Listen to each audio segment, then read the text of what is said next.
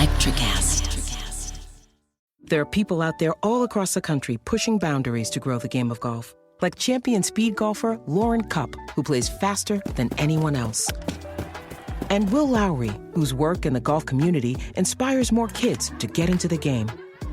As a champion partner of the Masters, Bank of America supports everyone determined to find out what's possible. In golf and in life. What would you like the power to do? Bank of America. Bank of America N.A. member FDIC, copyright 2025, Bank of America Corporation, all rights reserved.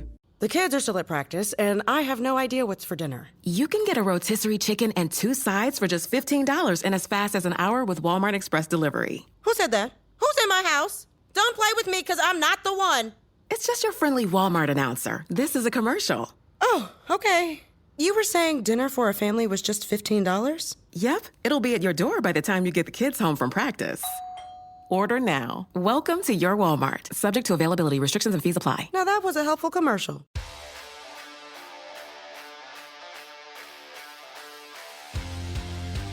Welcome to the next edition of Missing the Point. I am Hollywood Rayshawn Buchanan with my guy, Money Mike Marcangelo. How you doing tonight, brother?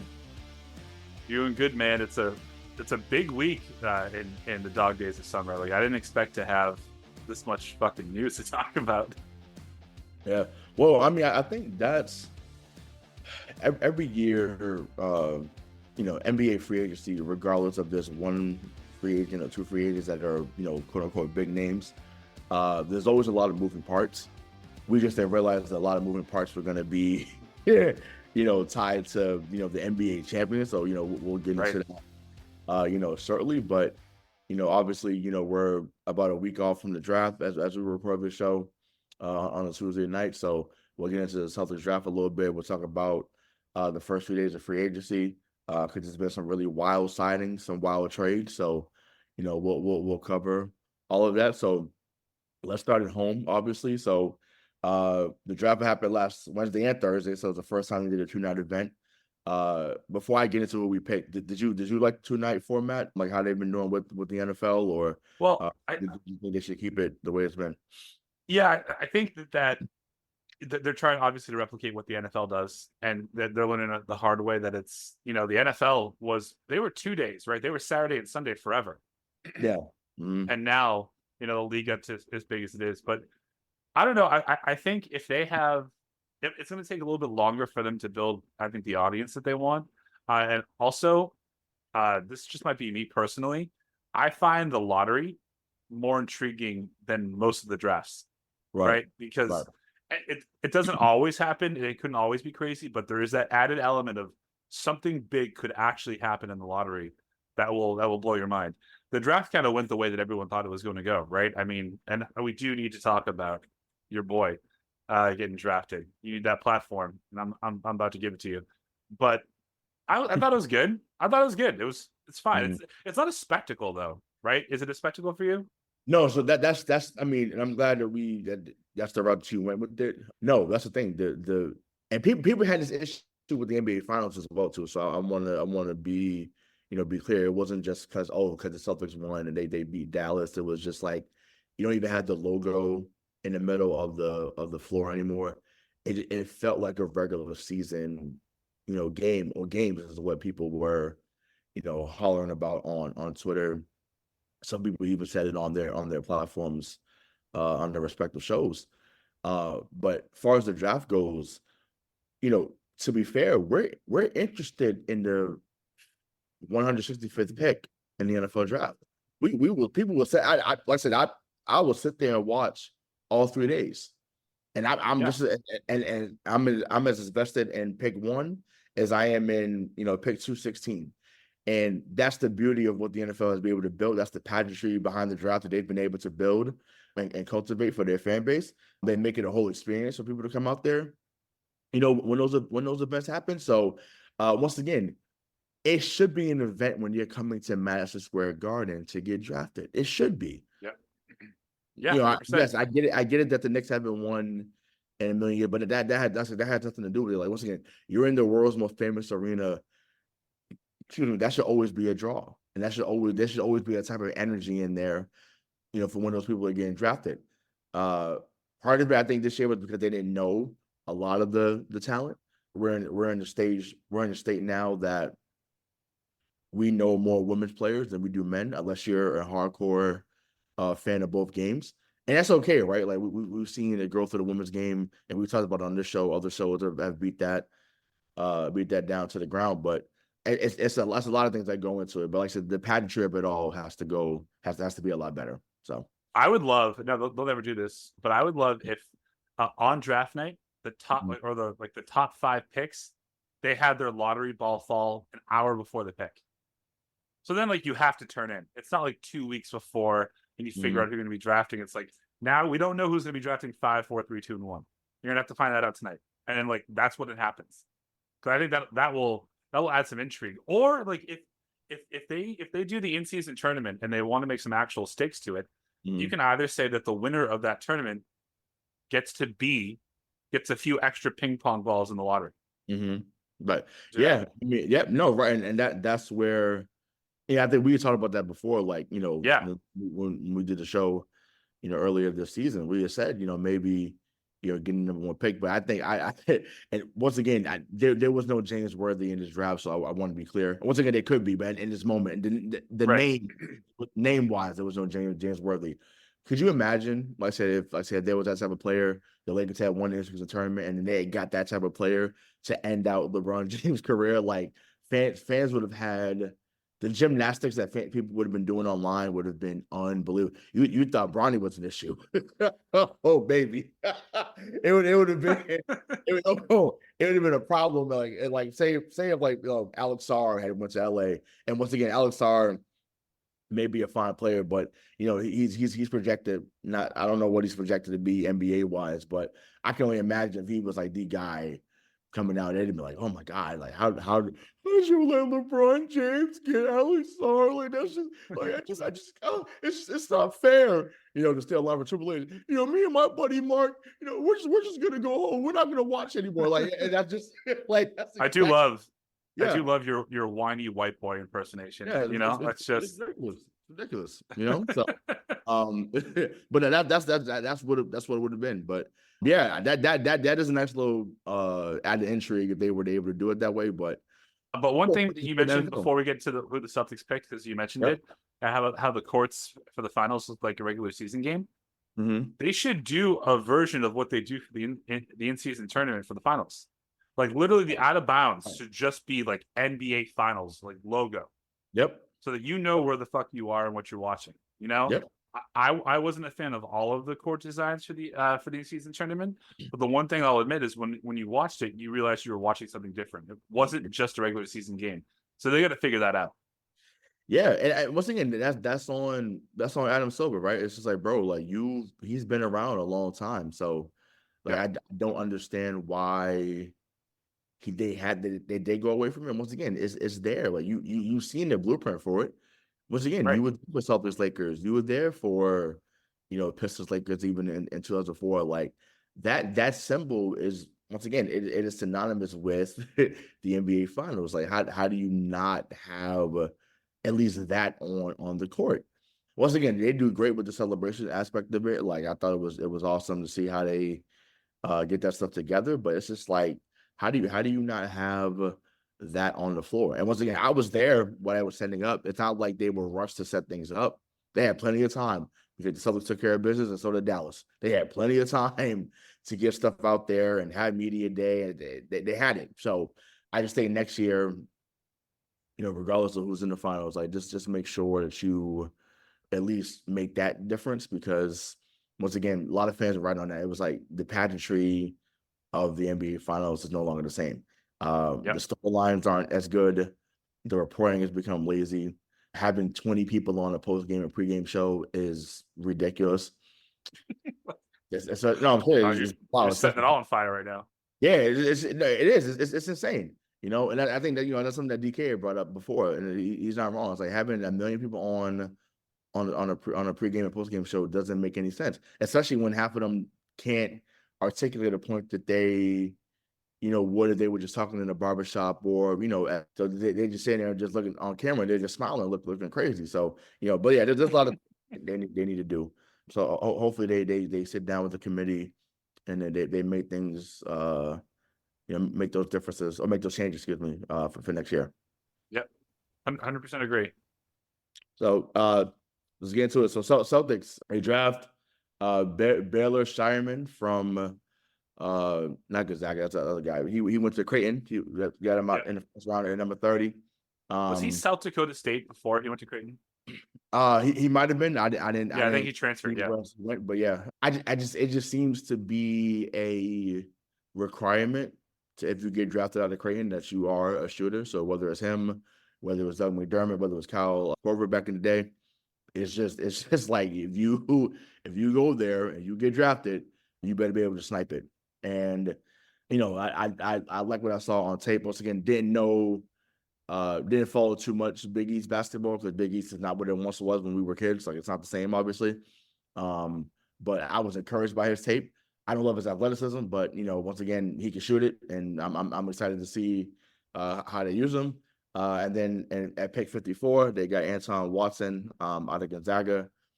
So he was more of a big guy. I think averaged 15-8 or 14-7, last year. But just your initial thoughts on those picks, and just how do you see them being additions to the team, not just for next year, but in the future.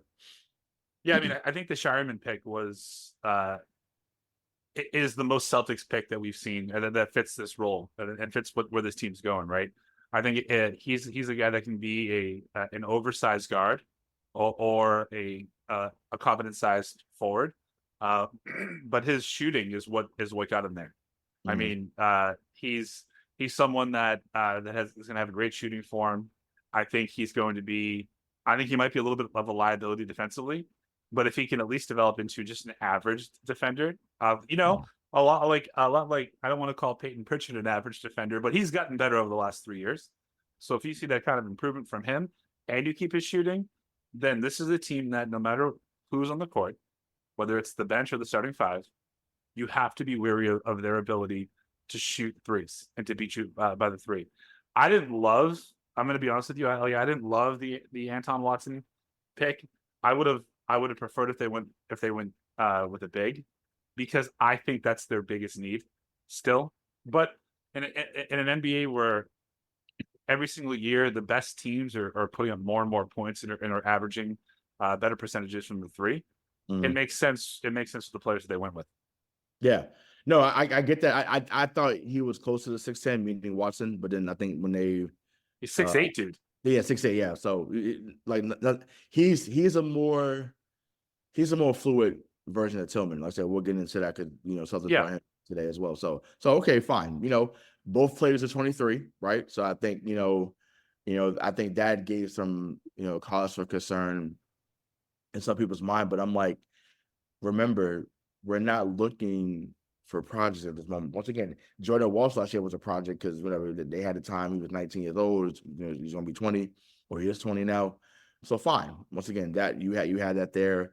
They didn't bring back J.D. Davison. I'm happy about that because I think to me, he can be good eventually. It was like Neesmith. It never was going to happen here. I mean, that's okay. So hopefully some other team, sees his worth and he's able to grow there. But to our picks this year, I just think that they want everybody, or not everybody, but at least have as many ball handlers as possible. Schierman can put it on the floor. Watson could put it on the floor. Watson is not a great 3-point shooter, yet, but to sit there and learn from Al, and truth be told, Cornette was actually a decent 3-point shooter before he got to Boston. It wasn't his role here, so he didn't have to really shoot him when he got here. But it's hard to believe that he's been here 3 years already too. Like, that's crazy. I know. Time flies. But I think So from a fit standpoint, like I said, they went with what they think was going to be good additions to the bottom half of the roster, and I can't get mad at that. I did want the kid from Duke, Filipowski. I thought that would make more sense because of what's going on with KP. But maybe they figure something out during the summer league, or they sign somebody 'Cause I think they have they have like 1 or 2 more roster spots to fill. So, but overall, I'm happy with it. So we'll see how it unfolds in summer league in a few weeks. Yeah, I mean, again, if there wasn't a big available that they thought could project to be a starter, a year or two, or even just like a minute filler right now, fine. But I think at like all Celtics fans, looking at this team, their biggest area of opportunity to improve, and the area that they need the most, the quickest, is big. Al's great. I love Al. He's getting older though. Right. And you don't preserve him or get the minutes that you get from him in the playoffs by having him play 40 minutes for Right. 30 regular season games, which is what he's probably going to have to do with Porzingis not scheduled to come back until late November, early December. Yeah. Right. So, but I have a couple of players that I know that you're going to ask me. I just know you. You're going to ask me like, how do I want this roster spot? How do I want this roster to be filled out? I have my opinions on some free agents, and I think if they do just one of what I'm asking, we should be okay. Okay. So do you want to hear? who are they? All right. So you can't give us the tease and don't give us the whole this thing. This isn't a big splash, but he's been here before and he worked well, and I think you can get him for pretty cheap. Is Mike Muscala. Okay. You get him, he's 6'10". He's not a rim defender or protector, Right. but he does play similar ball to KP and to Al. He can shoot. Yeah. He's not a liability defensively, and you could put him out there with the starting 4 and give Al rest, and that he's gonna contribute. He's not going to hold anybody back. Right. So exactly. I like that because I think you can get him on the cheap. And again, his best year in the last 7 years was with us. So why not do that? Yeah, I thought she was going. It was either going to be him. Or I thought you might have said bring back Tice, because that's been gathering some traction in recent days. Yeah, I'd be fine with that. Once again, as a 4th or 5th guy. Once again, I know they brought back Cater, they brought back Cornette, they brought back Tillman, so they have that intact from what they did last year. But yeah, I'd be totally fine with that. I thought that he had a few games where he had like 18 to 20 points, and once again, you definitely don't need that from him. But No. you can see someone that can hit a couple of threes when the defense is broken down and Tatum and Brown are kicking it out to you in the corner or at the top of the key. And once again, he proved that in his short stint here. He's done it really everywhere he's been. OKC, he did in Atlanta. If I'm not mistaken, he's one of the few Ivy League players to ever play in the NBA. He went to Buchanan during his college days. So yeah, why not? Why not? To me, I know Brad loves Tice, even though he's let him go a couple of times. But Tice is loved here in Boston. I know Marcus Morris is still someone who's a free agent as well. So I don't know if that's something. I know him and Tatum are real tight. I don't know how he would be with JB and the others are still here, but I know him and Tatum are real tight. So that is an option. And once again, I didn't think that he still had it in him, because when he did in Game 5 against us in the finals, scoring 20-25, I was like, where was this? Well, I won't say where was this. He did have those moments in Boston, but I was like, whoa, we haven't seen that in a little while. So to me, he's another potential option if that was the case. I seen wild takes in about DeRozan signing here on the vet minimum. I was like, the NBA would not allow that. That would be fucking wild. Yeah, doubt the day. Like the NBA, you thought Chris Paul got blocked. There is no way. No chance. That's what she like. No way. It's not happening. It's not happening. No, that's not gonna happen. And then it's like, once again, honestly, I'm not gonna lie. I would say cue the Dunk Bulls right now. If we got that notification right now while we were on the air saying da-da-da, da-da-da, the Celtics have signed DeMar DeRozan to a 1-year deal. I'm like, hey guys, let's get ready to get that back to back. Alexa play Drake back to back. It's coming. So I mean, that would be unbelievable. And for every reason that you just listed, that's why the NBA, as you said, would not allow that. My flashier pick, but it doesn't make sense schematically, is Nick Claxton from Brooklyn. He's younger. He's a traditional big man. He's just under 7 feet tall. He shoots terribly from three, but he's a very efficient shooter. He's like a healthy Robert Williams, right? Yeah, Like he shoots 75% from the field because they're all from within 8 feet. And I think that could be something to complement the team, especially if KP is going to be out for a while and now, but he will require more money than we're probably willing to give. Right. And yeah, I mean, I think with him, they could have done that. Well, Brooklyn wasn't going to move him last year, but I think if they did that last year with getting rid of Time Lord, I think that would have been the time.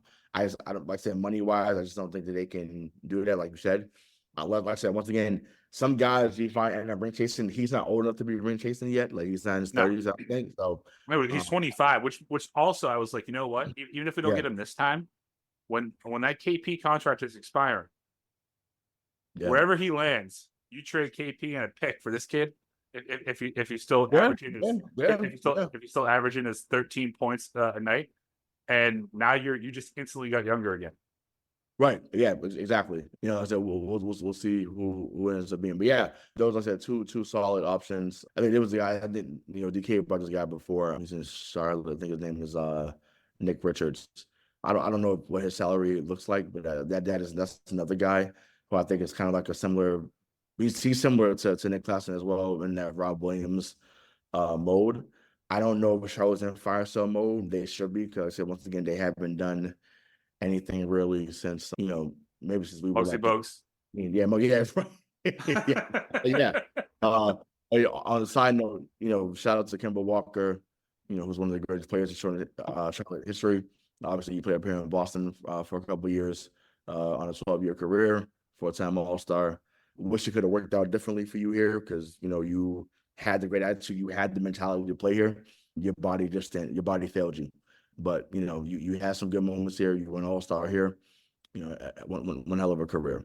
But to your points about those two guys, hopefully they add something like that here, or maybe someone of the Summer League roster, they see that jumps out to them and Bragg is a two-way deal to them. So we'll see how that unfolds. All right, Ray. Before we get into everything else, I'm going to hijack the show from you. Earlier, obviously, we're still talking about the draft. A lot of speculation, a lot of conjecture has gone into it.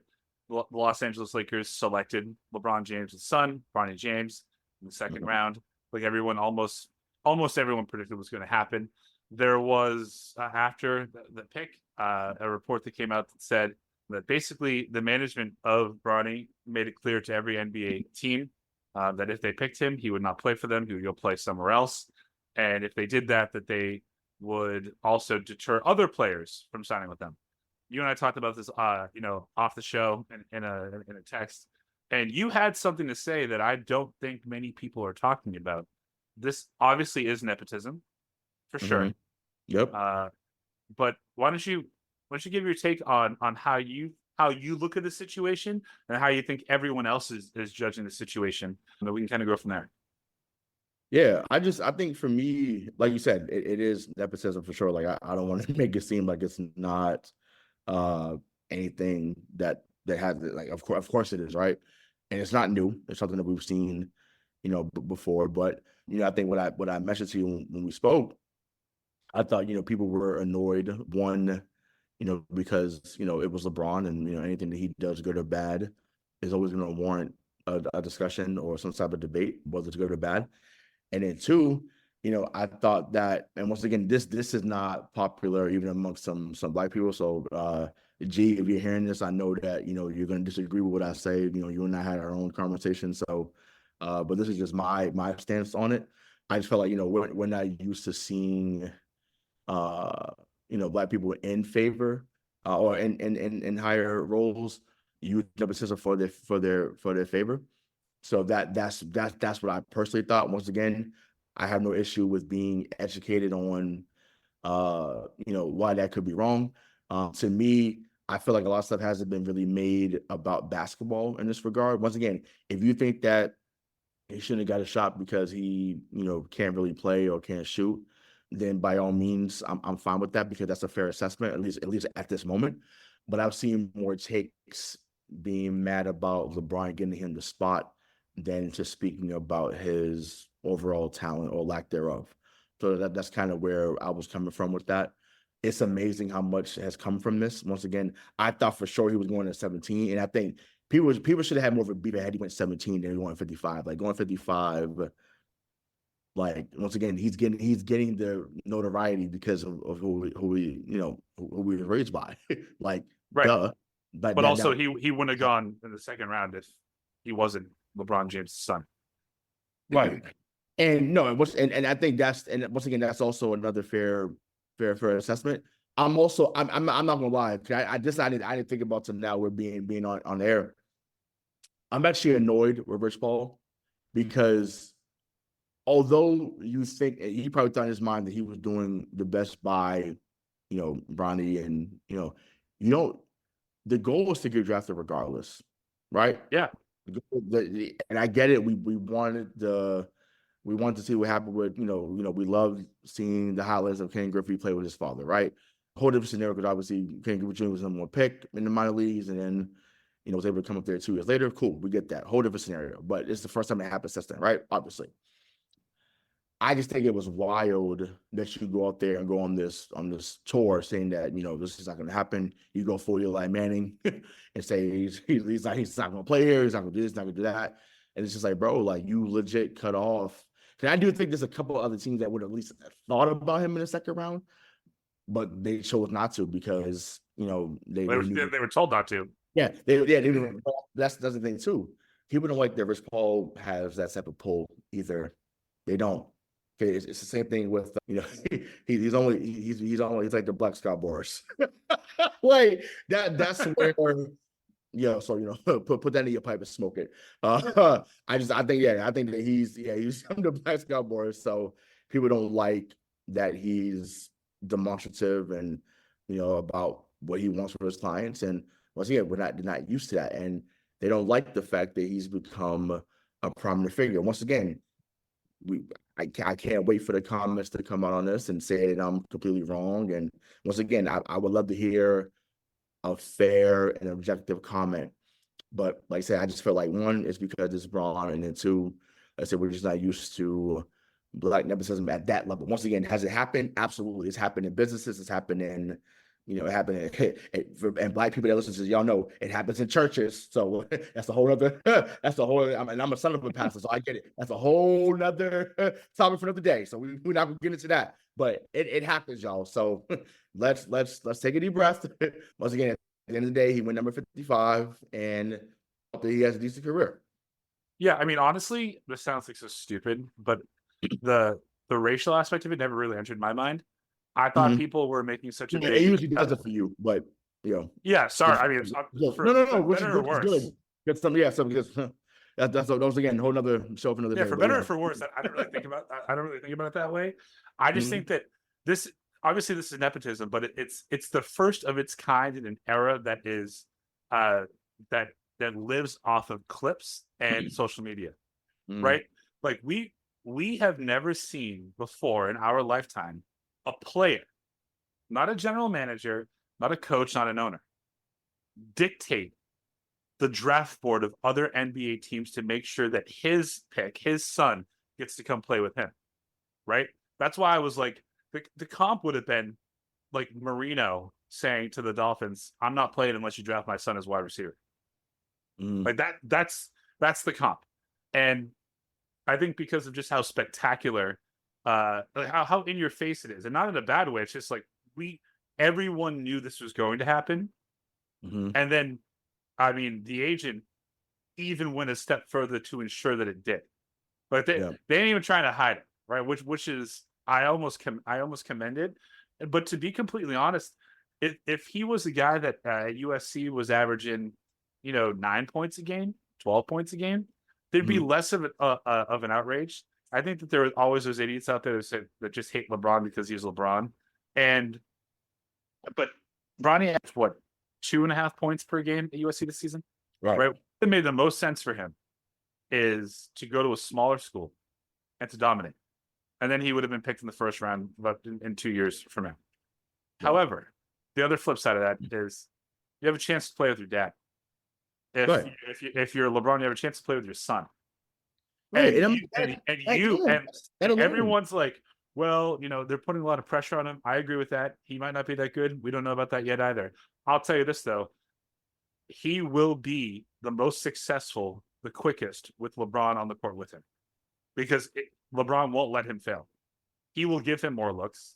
He's going to make him earn it. He's going to make him earn it. But I guarantee he's going to you may see LeBron play a little bit more minutes with Bronny as the season goes on, just to help him out. And there's really nothing wrong with that at all. I mean, no, it's not. But once again, if for those are the parents, right? There's not a parent that listens to this or a parent that's in this world, regardless of where you're at, Europe, USA, whatever. Every parent wants their child to succeed. Well, every good parent, let me put that out there. Yeah. Every good parent wants to see their child succeed. Period. So it's only different because you're seeing it happen and play out in front of you. Now, to your point that you made about averaging a little bit more, there's another guy on his team that transfers from UNC. His name was Caleb Love. Caleb Love averaged 16 points this season. Caleb Love went undrafted. Was basically told to come back next year because he wasn't going to get drafted. Now, as a UNC guy, because he was at UNC first, I thought that was crazy because I seen Caleb Love dominate some of the current players that was in this draft now go crazy. So once again, if you're making the basketball argument, I got you. It's bigger than that, and y'all know it. That's what's killing. It's like this was strictly a business move, and y'all know that. Y'all know it was a business move. And once again, we may not see. Well, I mean, unless the other brother comes up in a couple of years, and everybody is so horny to talk about how Bryce, that's the one. Bryce is going to be Bryce is going to be better than Bronny. Okay, let's see how that plays out. Let's see. Because he is bigger. He's 6'5". He got bronze height. So he got bronze height. Bronny's more athletic than Bryce right now, anyways. And he can jump, dude. Like he can jump. He can jump. And then but Bryce, out the three of them, by far is the best shooter. Like and we're gonna see that soon. If you watch the video, I think it was the other day, they was out there working out in New York. Bryce is a knockdown shooter. So that's his game is gonna look a lot different than both of them when he gets to that level. So, and I just think people think that it's being handed to him, but I'm like, a lot of y'all that are complaining about it have had stuff handed to you your whole lives. You're just mad that once again that is being put out there in public. Him being a 55th pick does nothing for anybody. Like it doesn't ruin a play. It doesn't ruin anyone's life. I think, listen, it has been overblown, and once again, it's been overblown because of who he is. That plain and simple. But once again, I get the Caleb Love argument. You're not wrong for those that felt that way. So G, I know that was you and many others. But once again, I wish y'all kept it to basketball. But y'all, a lot of y'all. The other argument that I would make about this that is basketball related is that for a team that needs a lot, right? They seem to be placating to a guy that only has maybe 2 to 3 years left, and I think he's still going to be top 15 in the league. It's LeBron James, right?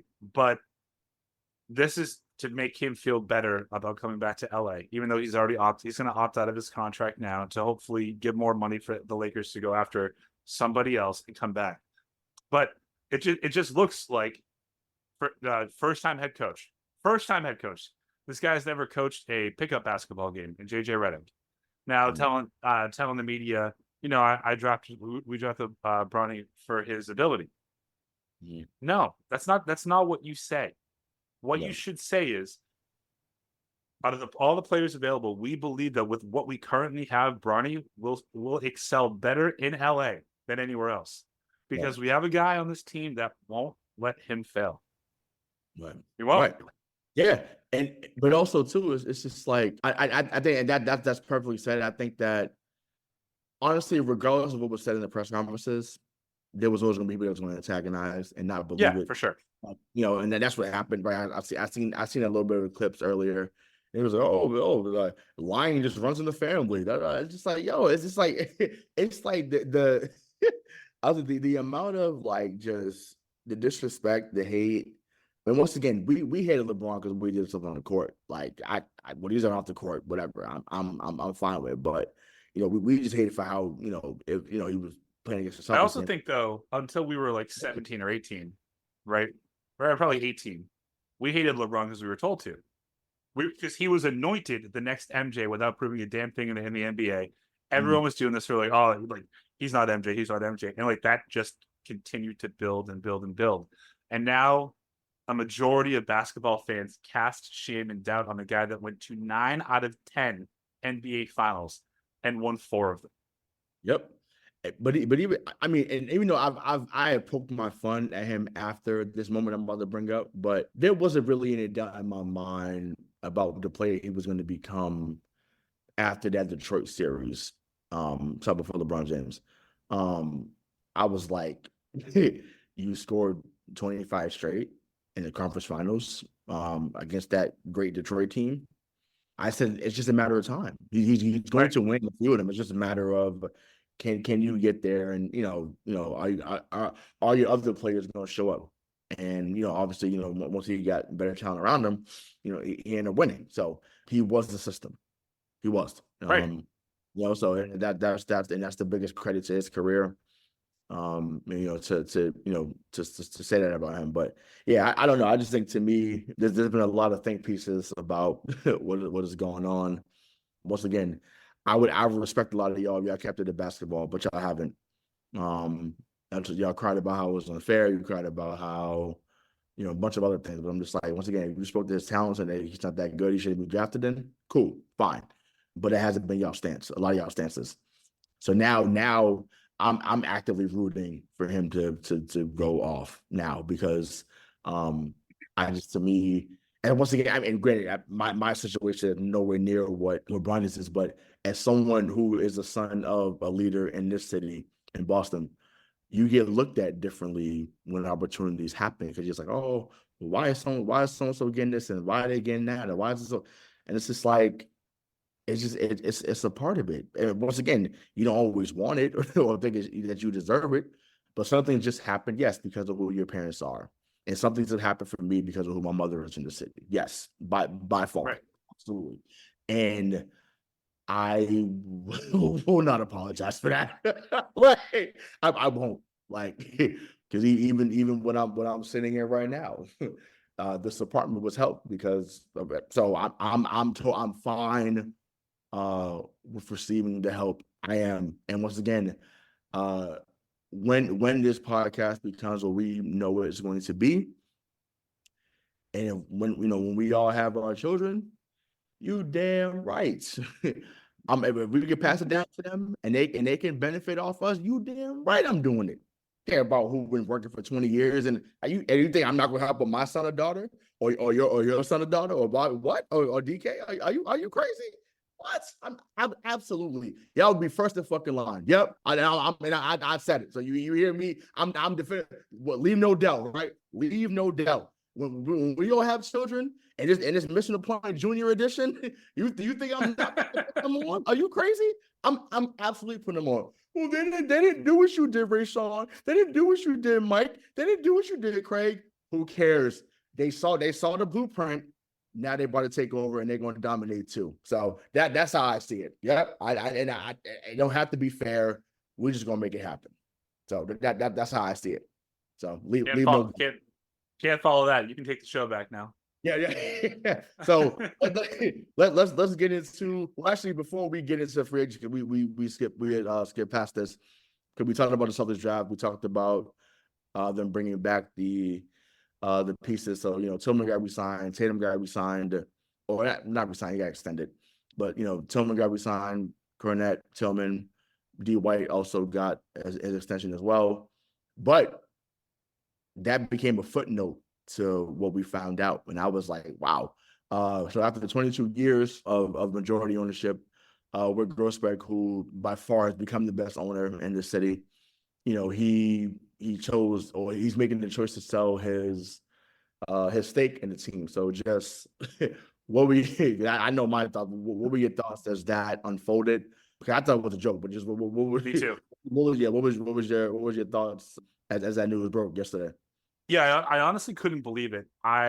It was not what I was expecting. I think I would have expected every ownership team in Boston to come across that alert from ESPN before Wyc, and that has a lot to do with the way that Wyc has talked about the Celtics over the last not just couple of weeks with his appearance on Paul Pierce's podcast. Which, by the way, I do think Paul Pierce has insider information, because what would lead him to ask flat out if he's going to sell it, and force Wyc to deny that it's not for sale, right? But Wyc's been talking about, we don't think about money, we get paid in banners, and I believed him.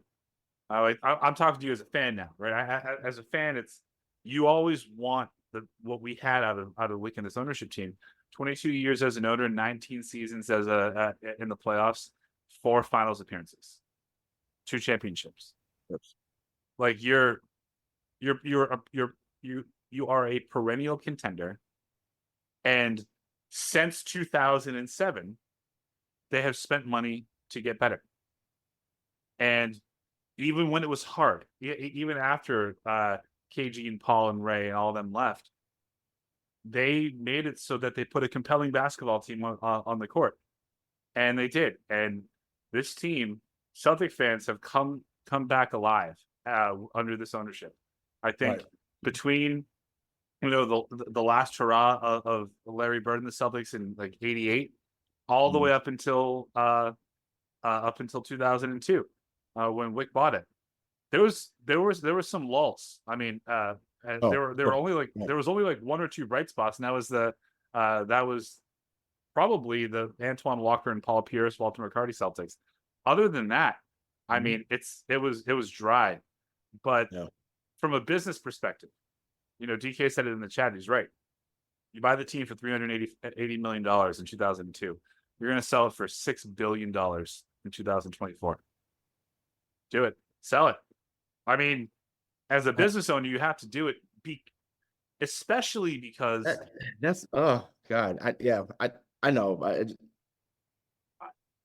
You would feel a lot better or a lot differently, I think, if he spoke about the Celtics the way that John Henry speaks about the Red Sox. You wouldn't be upset about this, even if the in-game stuff were the same. We treat this as an asset. That's it. Right, but okay. This season to me is equivalent to when the Red Sox went 108 and 54, right? I would have been annoyed if John Henry came out and said that 2 weeks after. I would have, because but what do you mean? What, we just had the best season that this league has seen in a while. What after saying that he wasn't going to sell and then selling. Right. It's just like, what? Like what is going on? So yeah, I would have felt that way after that, or even like after, like even with Kraft too, like say after the Atlanta Super Bowl. Oh, it's like like that's we're on such a high right now. No, like once again, you just got back, you just got the city back. It's you got the keys to the car. You got it, bro. Like you're number one. Like, and that's what you sell. Yeah, my thing is, think about what more you could get if you go back to back. Think about that. You go back to back, you get even more. Well, but I think, and I don't know this. Or it's just not their own possibility. Or I'm going real big picture thinking here. You fuck around and you 3-peat. Oh my, you fuck around and 3-peat. Could you imagine? I'm just saying. Because to me, I get it. Maybe it was all about Ben 18. He was like, I'm cool, but I'm like, to get 19 to 20. I think to me, I don't know. To me, it would listen. I would cement it even further, in my opinion. I'm 100% with you on that. But he must now. I'm mad about the way in which he went about talking about the team before he sold it or put up for sale. Right. But with all the money that they're spending, with the tax ramifications coming, getting more like bigger and bigger, maybe he knows about local TV market deals that aren't doing as well as they were before. The NBA really hasn't figured out streaming platforms like the NFL has. Maybe he thinks there's going to be a strike. So aside from, we all know that he has just made a decision, and so has Brad, to put this team in a position where they're probably going to be contending for the next 4 years. Right. And you also have an opportunity to win, hopefully 3 in a row, but let's just call it another 2 in the next 5. I think that they can do that without knowing what the landscape of the actual league from an economic perspective is going to look like in terms of TV rights deals, in terms of everything else. If you can get 10, 20 times your investment or return on investment for a team, I think you do it. I think you have to do it. Yeah. I mean, then again, once again, everyone knows that, you and I are wrestling fans, but could you imagine if Pagliuca came out, it was just like, it was me all along. Like it was him, it was me all along, Wyc, and he but my thing is, I heard it earlier on 98.5, and I thought this was true. I was spot on. It was like, if Pagliuca looks to be a part of the group that puts in the bid, and it's like, you had to come in as a partner 20 years ago. Now you got the money to do, like, how does that work, bro? Like, so it's just, to me, I just hope that someone comes in that has like a Steve Ballmer type mindset and just says, all right, balls to the wall, we spend it whatever. Because this is too important of a franchise in the NBA to go back to purgatory after this run. I'm not as pessimistic about the aftermath of this, because I think if Pagliuca wants to stay, he's going to have more money to invest into the Celtics just because of his initial investment anyway, and now what they're worth. So he can have more of a stake. It also raises the question and promotes the ability. Maybe Wyc was sick of paying rent to Jeremy Jacobs, and now maybe an ownership group comes in and actually wants to build their own Celtics arena. So they brought that up earlier too. I would love to. Hello and welcome to the Encore Arena. Oh God. Well, one, because I want to play some blackjack over there, so I would love for that to be over there. It'd be great. That's $50 minimum. So good luck. Okay, I might. We can talk about it off the air, but I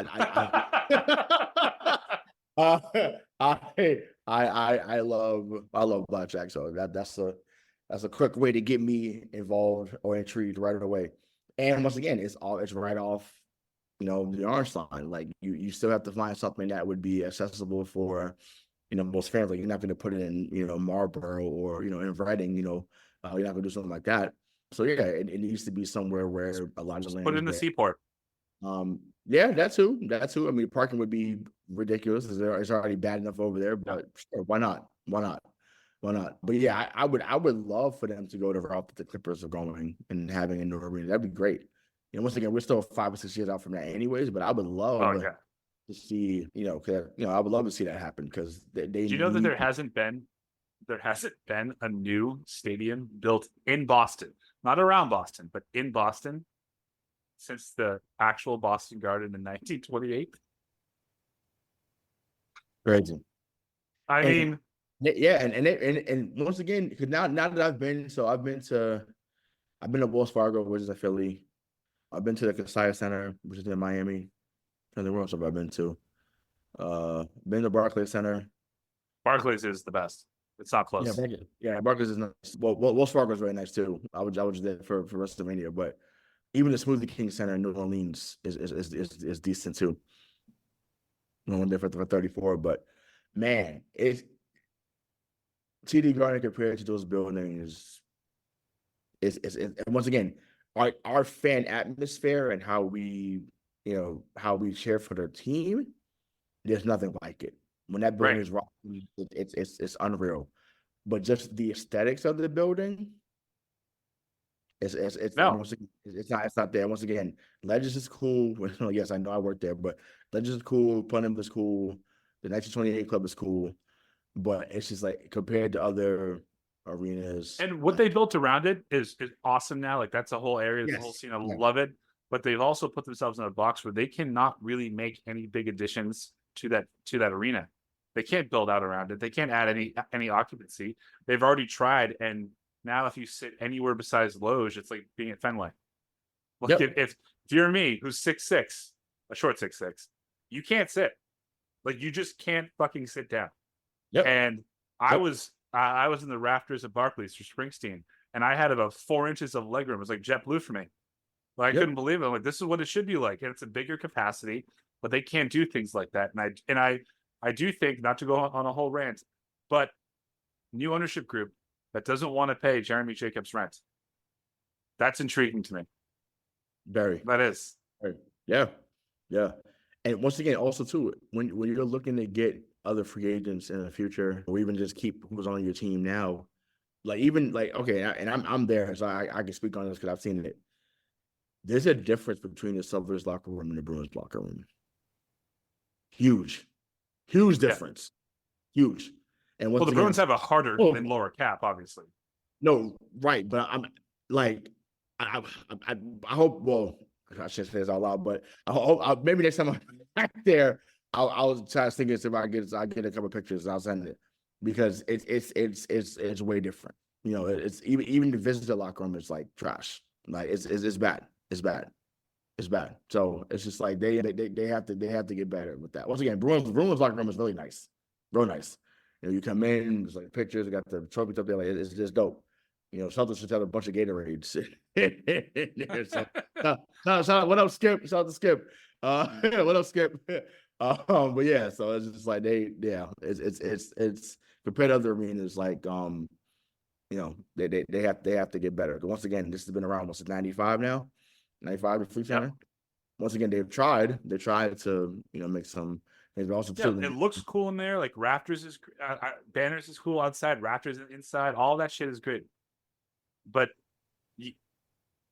they've added over the last 4 years an additional 2,000 seats, and if you don't sit in the loge, you can feel it. Like you know it. It doesn't. You can't sit down. I mean, I'm sorry to say that again, but like you can't. Yeah. And the newer arenas are just. This arena is only 29 years old, right? So whatever. And I also don't count the fact that I don't count this as a new arena because it was literally built in the parking lot of the old Boston Garden. So they haven't built a whole new structure in a whole new area in Boston since I wouldn't say 1928 still, right? Yeah. You just need to have better seating. Yep. It doesn't matter if you have 20,000 people in there. If you make it sound like you have 20,000 people in there and you only have 16, who the fuck cares? Yeah. No, I totally agree. Once again, even like I said, I was in the balcony at Wells Fargo, and like I said, I had space in there. I had space in Wells Fargo, and that place is I think it's only 18 months or 2 years newer, right?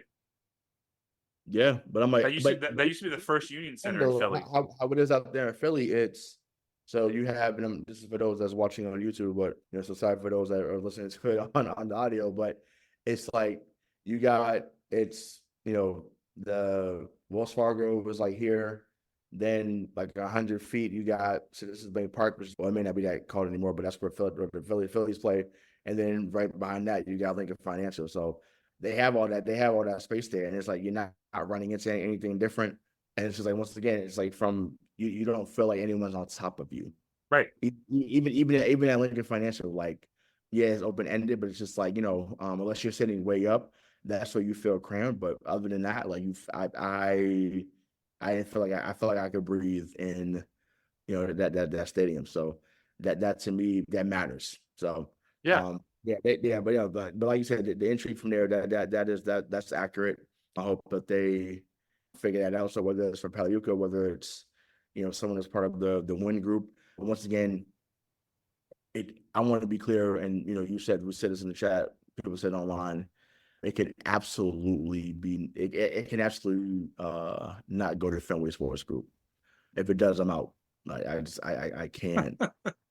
Like I would start rooting for the team.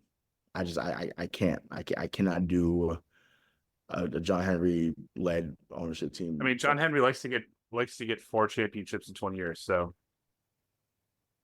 Well, this team can get a three-peat if possible. So I'm Imagine he buys them and then they win 3 in a row. Oh, they win 2 more in a row. that. You know what's funny that probably would change his Of course it would. He would match Kraft for bringing 6 titles to Boston. Yeah. So, but either way, I can't accept him being at the. Who would you rather, Jeremy Jacobs or John Henry?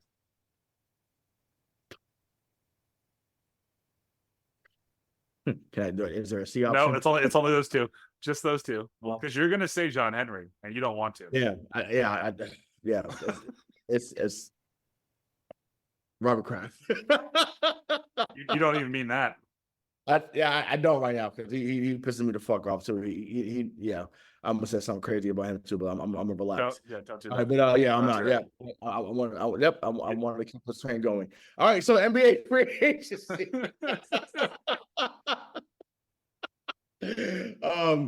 As we mentioned at the beginning, it's been a frenzy. It always is a frenzy.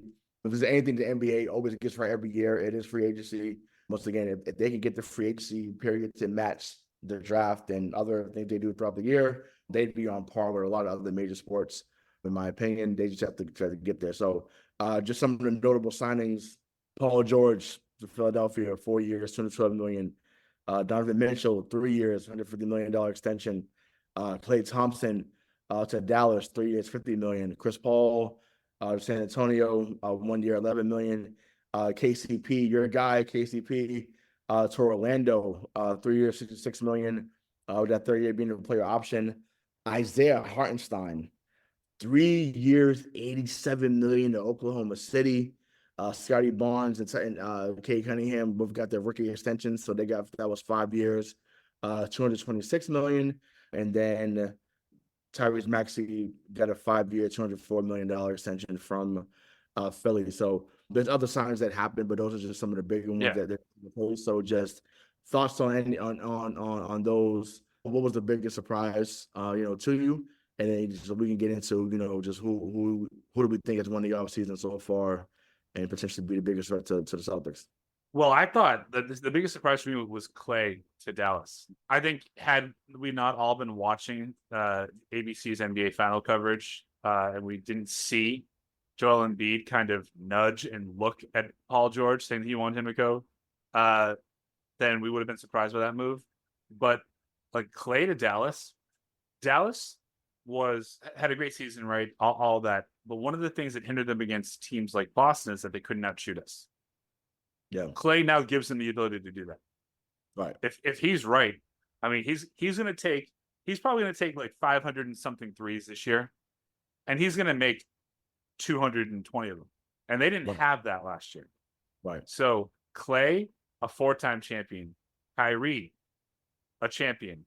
Now with Luka and that and those two bigs, I think like that's a very, very formidable team, especially with who did you say who left Denver? KCP. Yeah. So like Denver's not getting stronger. Right. And they're showing us that they're not. They lost him and Reggie Jackson. Right. So I think Dallas is still they look like a pretty big front runner in the West right now. And Paul George to Philly. I mean, now that's a big three. It is. I mean, Embiid, George, and Maxey. Maxey is a Celtic killer. He has been for the last 2 or 3 years. If Embiid can stay healthy, big if. Right. And Paul George can just string a couple years. Stay healthy too. Right. String a couple of good years together. That's a team that may actually break that little glass ceiling that they have there in Philly and make it to an Eastern Conference final. So I think that Dallas is still the biggest threat to the Celtics. I think it's wild that Hartenstein makes more than Jalen Brunson. Like, I think it's fucking wild. But I just, and once again, I get why OKC went all in to get that. I felt like they thought that they were like a big away from, competing a little bit more. So I get that. $87 million is insane. If it was like 3 years, $54 million, I'd be like, okay, that seems about right.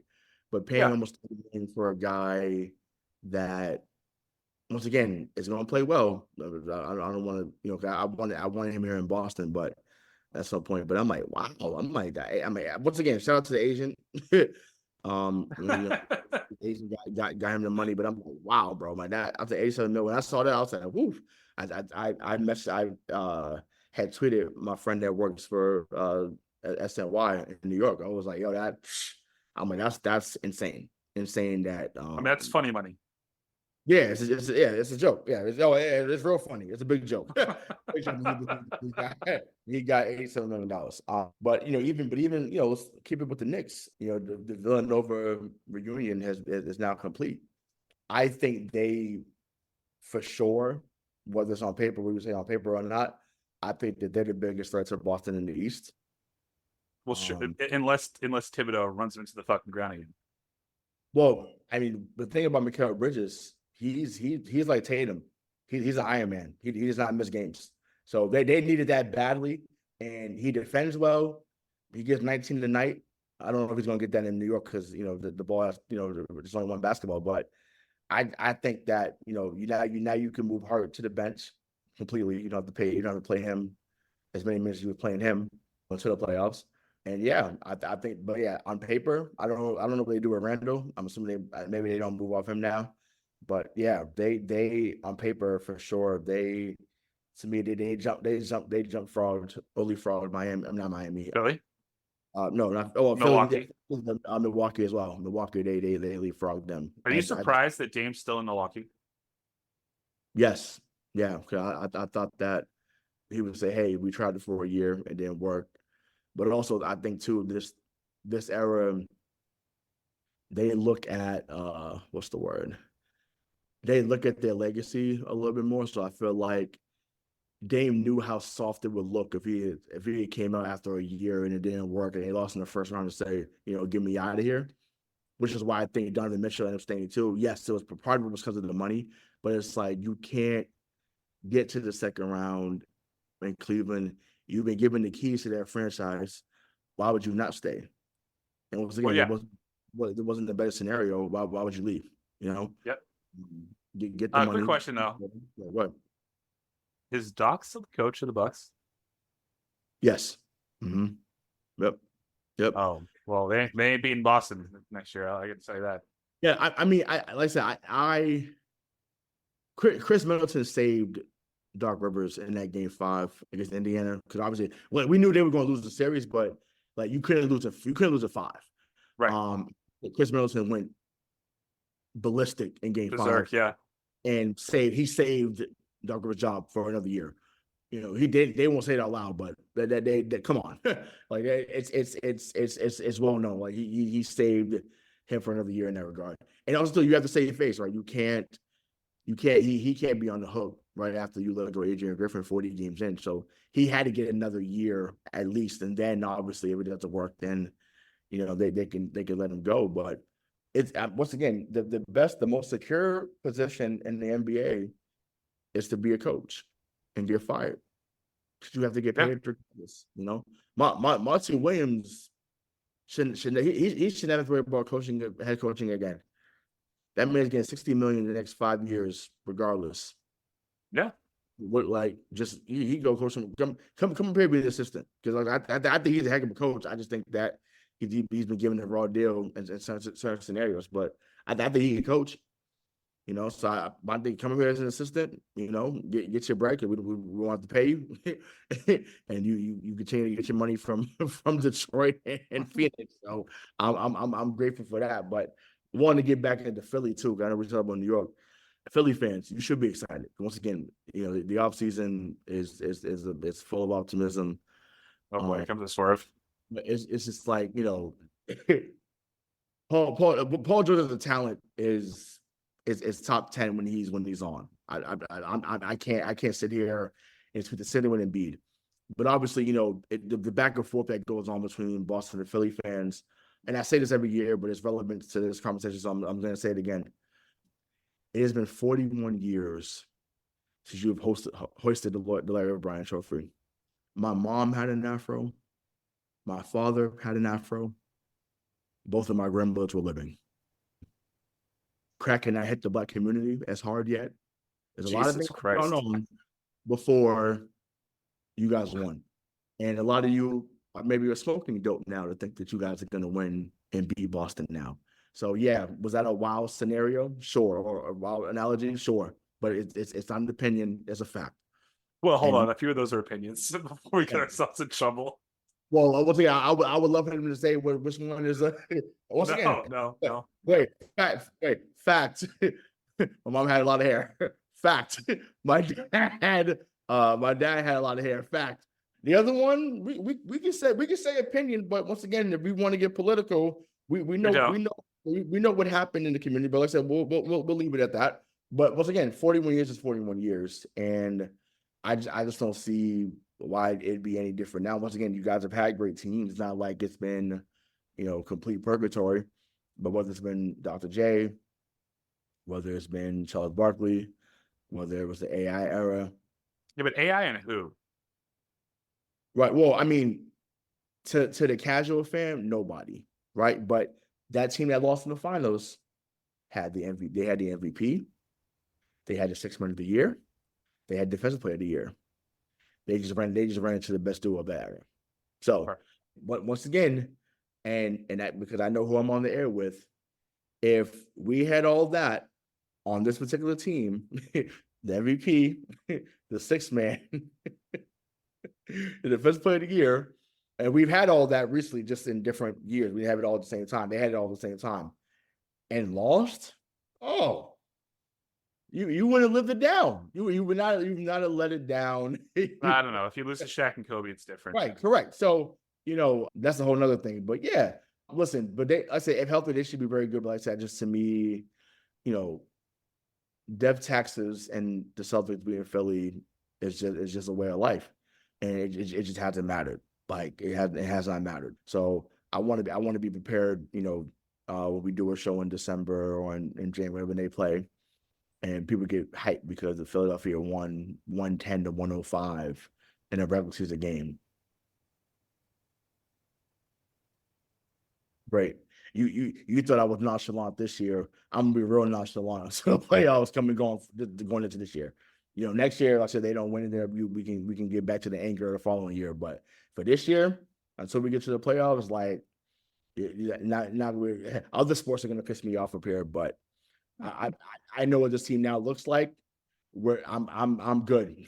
Any building, anytime, any place. Shout out to Jenna Jackson. Anytime, any place, we can get the job done. And now we've seen it. We can no longer say they can't get it done. We've seen it. So that goes out the window. Like I said, for this year, they get that mulligan, and then like I said, we can go back and kill them.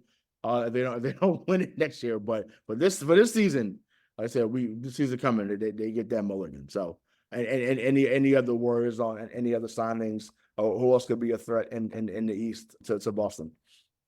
I was gonna say give my opinion, but I don't really think I could follow. I can follow that. I do think just be on the lookout for DeMar DeRozan to LA. The Clippers or Lakers? Lakers. I mean that. Well, they wanted that a few years ago. LeBron wants it now. That's why he opted out and he's restructuring.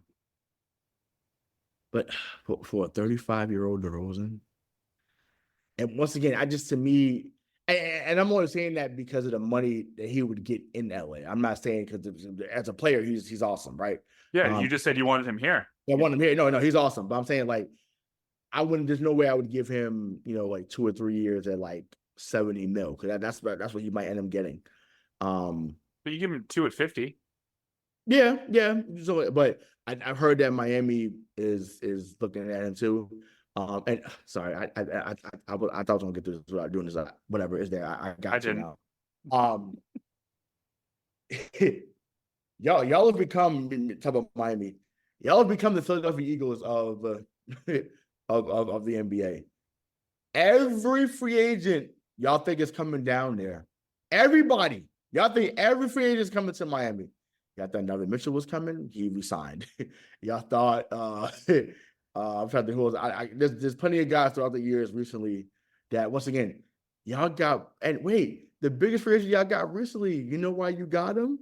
Because Daddy was on the coaching staff. That's why. So that was nepotism too. Damn. Would you look at that? Wow,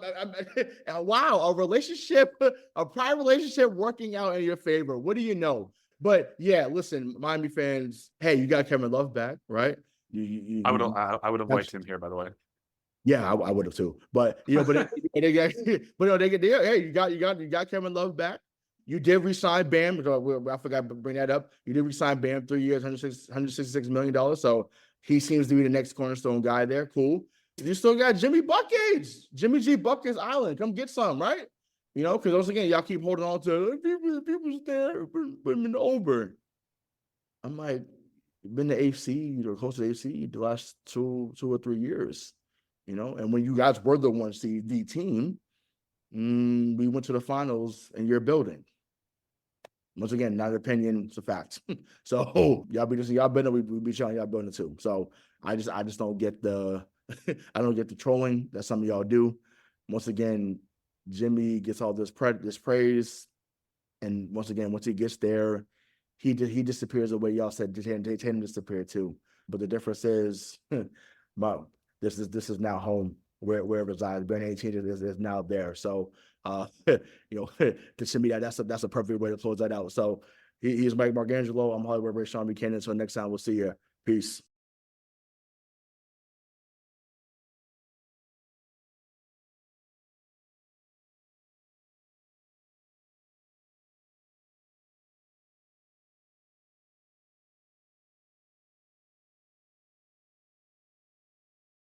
Hi, I'm Sherilyn Fenn from Twin Peaks. What did you do on your last Saturday night? Did you hear something? Toilet paper. There's none. Nada. The reserves have gone dry.